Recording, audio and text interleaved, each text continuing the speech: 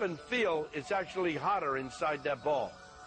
I've seen him already knock people over with it. He throws the chi in such a way that when he catches it, it knocks him backwards. For Dillman, chi is like electrical circuitry that he can turn on or off with a simple, well-placed punch, or even just a tap.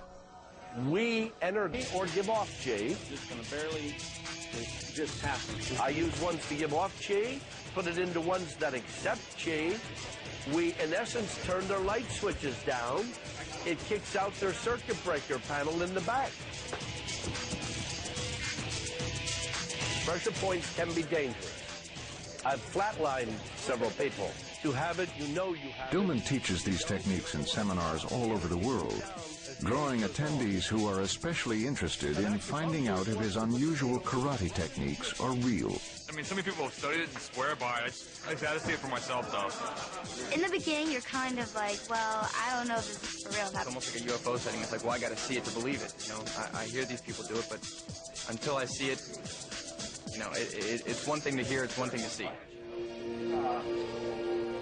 They come to see Dillman's remarkable ability to move walls of people from 10 feet away when they can't even see him, by channeling his chi at them and interrupting their auras.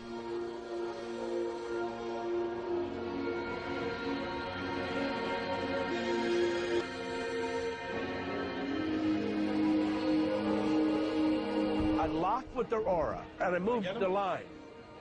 I shouldn't tell you this, but I play with people in Starbucks, and I just stood there and I moved the line. And they all moved, and they all looked back at me at the same time. They went like this, and I looked back too, like it was happening to me. I looked because I didn't want them to know I did this, right?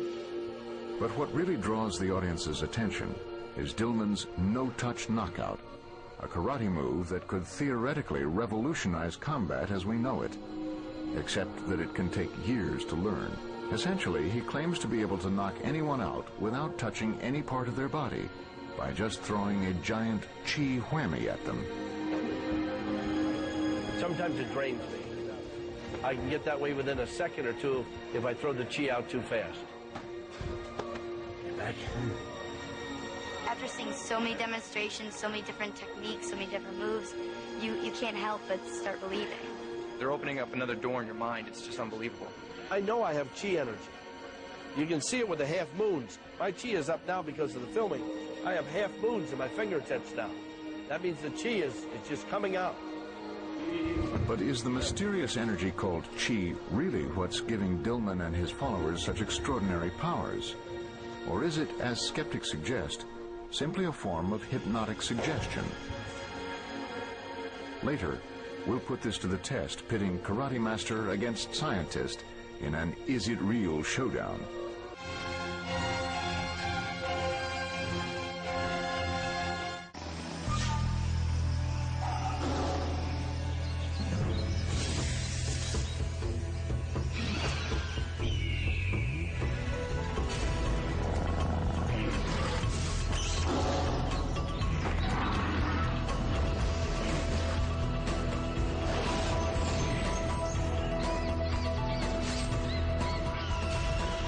World's Deadliest Animals, tonight at 9 on the National Geographic Channel.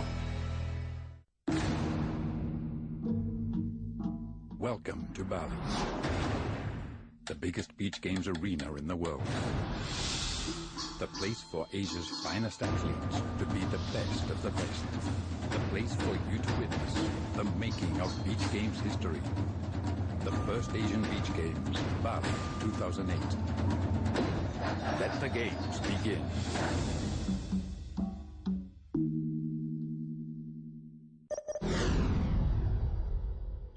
The standard television set delivers up to 576 lines of resolution, while an HD television set delivers 1,080 lines of resolution. That's potentially up to 504 more lines in HD. Are you getting the full resolution? National Geographic Channel HD, in partnership with Samsung.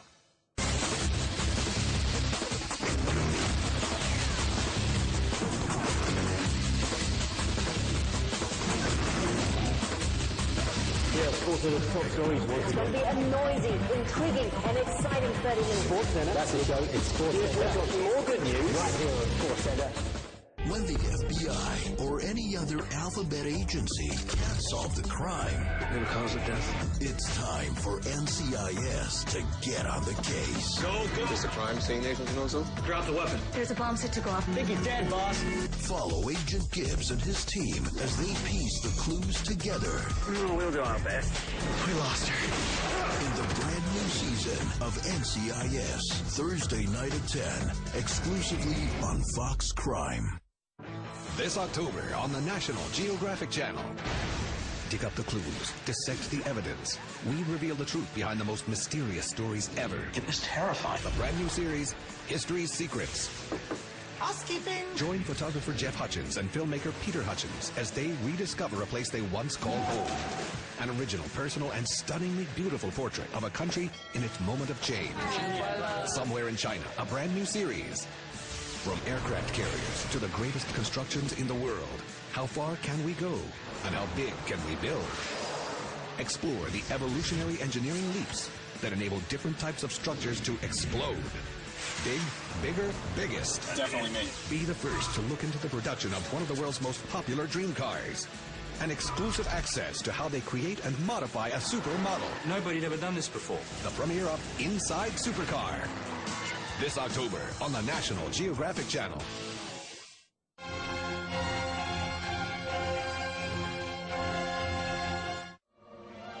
Chi is not the only kind of mystical energy that people claim to tap into in order to transcend normal human limitations. Recognize a spiritual energy infusing the universe, one that comes from Allah, sometimes called baraka, meaning grace or blessing. These whirling dervishes are perhaps the best known of the Sufi mystics. But whirling dervishes are not the only Sufi dervishes. These dervishes are from an order called Tariqa Kaznazaniya, and what baraka apparently allows them to do is nothing short of astonishing. During a ritual known in the West as deliberately caused bodily damage, they demonstrate the ability to wound themselves in various parts of the body with knives, spikes, daggers, and snakes. Amazingly, they claim to feel no pain. Also, the dervishes say that they don't suffer any lasting effects, very little bleeding, immunity to infection, and almost instantaneous healing. These rituals are considered controversial by most mainstream Muslims. Are these seemingly superhuman feats really the result of tapping into energy from God? Or is there some sort of self-hypnosis involved? These questions brought the Sufi rituals to the attention of alternative medical practitioner Dr. Howard Hall, a specialist in hypnosis and healing, something the medical establishment once scoffed at. My earliest work was in hypnosis impacting on the immune system. They thought that was a radical idea. But the notion that there's some energy field facilitating healing is even too much for them to accept and understand. Hall, a clinical psychologist at Case Western Reserve University in Cleveland, traveled to Baghdad in 1998 to see if these Sufi rituals were indeed an act of God or just a case of group hypnosis. Hall learned that the spiritual leader, called a sheikh, channels the protective energy to the dervishes. He was invited to see for himself that this was not a matter of hypnosis, but a gift from Allah. When I walked up, I was asked to pull out one of the daggers out of someone's skull. Couldn't pull it out, and I was cringing, and it still gives me chills when I think about that. But to really rule out hypnosis as the source of protection, Hall made the decision to try the ritual himself. Well, look, all these people are doing this. There must be something to it. But if they're all faking me, I'm going to find out right now. And that was a risk. I thought it was legitimate, but I had to empirically and evidence-wise prove that to myself.